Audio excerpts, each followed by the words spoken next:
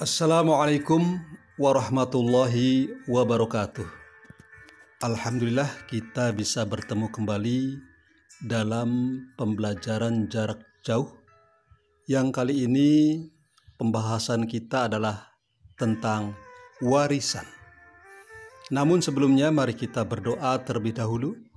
Bismillahirrahmanirrahim. Raditu billahi robba wa bil islami dina wa bi Muhammadin nabiyya wa rasula. Rabbi zidni ilman nafi'an warzuqni fahman wasi'an. Amin ya rabbal alamin. Dalam pembahasan warisan memerlukan waktu yang cukup lama.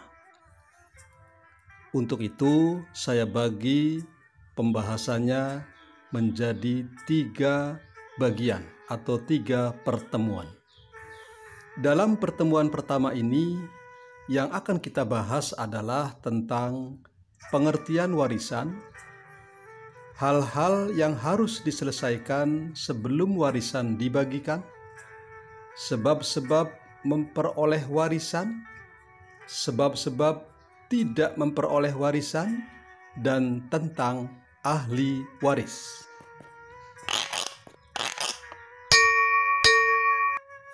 Pengertian warisan adalah harta peninggalan orang yang meninggal dunia, baik dalam jumlah banyak maupun sedikit, mungkin berupa tanah, bangunan, dan lain sebagainya.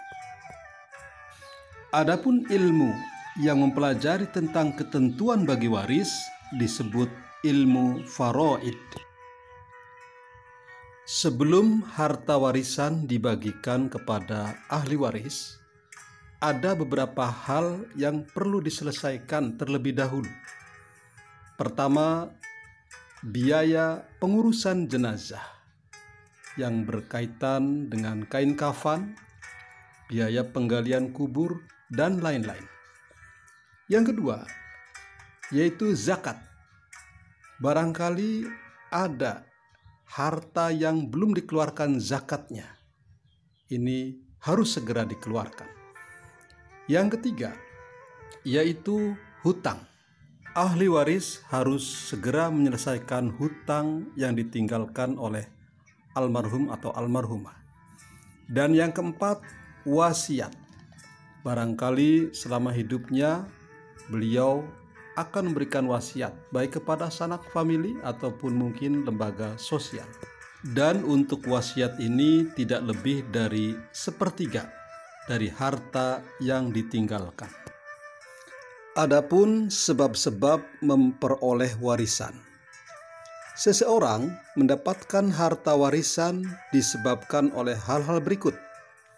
Pertama, karena nasab atau keturunan, yakni kerabat, yaitu ahli waris yang terdiri dari bapak dari orang yang diwarisi atau anak-anaknya beserta jalur kesampingnya, saudara-saudara beserta anak-anak mereka, serta paman-paman dari jalur bapak beserta anak-anak mereka. Yang kedua, karena pernikahan, yaitu akad yang sah untuk menghalalkan hubungan suami istri. Suami atau istri dapat saling mewarisi. Yang ketiga, yaitu karena wala. Wala yaitu seseorang yang memerdekakan budak laki-laki atau budak wanita.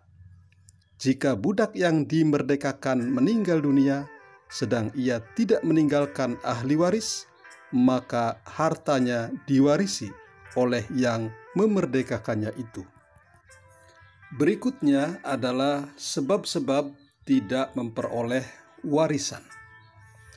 Sebab-sebab yang menghalangi ahli waris menerima bagian warisan adalah sebagai berikut. Pertama, karena kekafiran. Kerabat yang muslim tidak dapat mewarisi kerabatnya yang kafir, dan orang yang kafir tidak dapat mewarisi kerabatnya yang muslim. Yang kedua, sebab pembunuhan. Jika pembunuhan dilakukan dengan sengaja, maka pembunuh tersebut tidak bisa mewarisi yang dibunuhnya.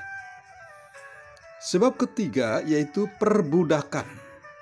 Seorang budak tidak dapat mewarisi ataupun diwarisi. Sebab keempat yaitu perzinahan.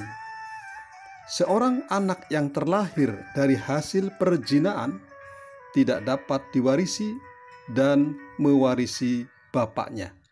Ia hanya dapat mewarisi dan diwarisi ibunya.